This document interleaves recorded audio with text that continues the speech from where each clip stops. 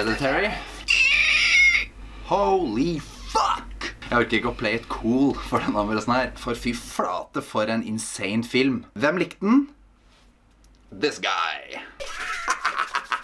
Da familiens matriark dør, hjemsøkes en sørgende familie av tragiske og forstyrrende hendelser, og mørke hemmeligheter begynner å manifestere seg.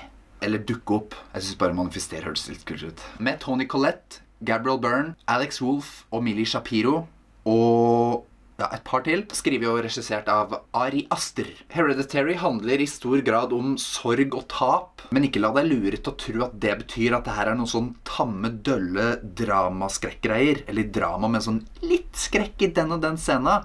Oh no. Ja, det er godt drama her, men fy flate, det er god skrekk også. Damn! Jeg vil faktisk si at det er en ganske ren skrekkfilm, for skrekken kommer ikke i andre rekke, men den er veldig godt miksa med drama, og altså det er bare en veldig godt miksa film. Det er ikke koselig noen gang, nesten, men det er ikke for alle, det er ikke for alle. Vær forberedt på hva du får. Dette er mer It Follows enn The Conjuring.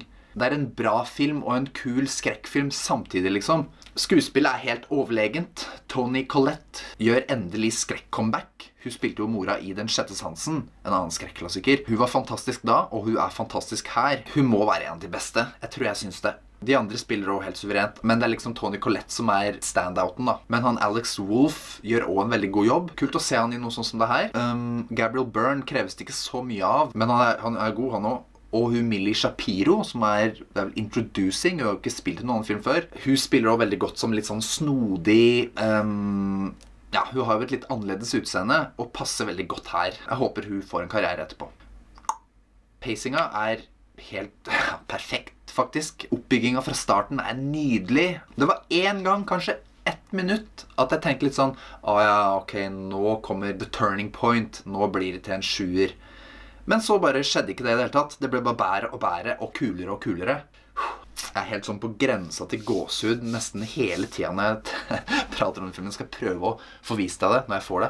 Filmen har flere, kanskje over 5 ikoniske, super creepy, innmari visuelt kule scener. Sånn som du husker og vil se igjen. Og sånn som for meg, nok sånne, så går scoren bare opp og opp og opp. Akkurat som i Insidious så er det scenen med han røde duden, ikke sant? Jumpscaren, og med The Further og de smilende folka. Sånne type ting, det du husker fra en film, sånne er det mange av i Hereditary. Og i filmer, i skrekkfilmer, så er det veldig ofte sånn at en creepy scene er ofte creepy i starten, men så ødelegger de det med å ha for mye, eller å ha sånn her for in your face, eller et eller annet sånt nå. Ikke et problem i Hereditary. Takler det bare helt nydelig. Her holdes creepyheta, og den holder bare ut. Og så avsluttes scenen ofte med en enda mer creepy ting som bare Jeg vet ikke om du ser det. Så mye creep. Og så et par ganger da, så er du midt inne i en skikkelig tense, creepy scene som du bare sitter og er sånn, så kommer det bare opp og der igjen enda en creepy kul ting inni den creepy kule tingen.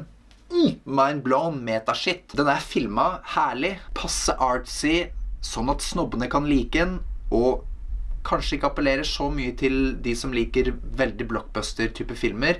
Jeg liker det, og jeg likte den her veldig godt, men nå elsker jeg skrekk da, når det er skrekk. Ja, lyden er bra. Det eneste jeg faktisk hørte med lyden var at et par steder, kanskje 2 ganger, så er det litt feil med lipsynkinga. Du ser at de har nok forandret dialogen etter at scenen er spilt inn eller sånt nå. Altså du hører house, men du ser at du sier home, så det blir sånn house. Men det er småtteri. Det var veldig kort rulletekst. Så et lite team som har jobbet med det her, så en liten teknisk feil, det aksepterer jeg faktisk helt. Du er tilgitt, og mer til. Og så historia, altså så fort jeg fikk snusen i hypen til den filmen her, så skydde jeg alt det som pesten.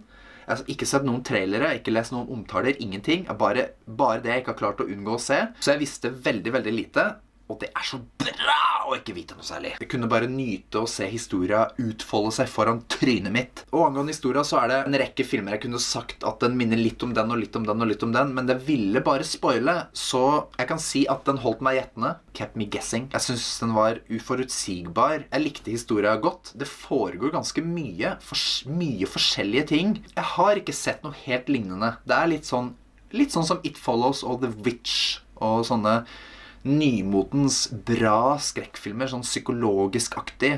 Historier som du ikke har sett gang på gang, som ikke er så lett å putte i bås, da. Jeg sa at det var ganske ren skrekk. Det er mye skrekk, da. Det er ikke bare sånn at du får 2 scener, liksom, og det er det. Som det har vært med et par andre filmer som jeg ikke skal nevne nå. Men ja, var det skummelt? Var den skummel?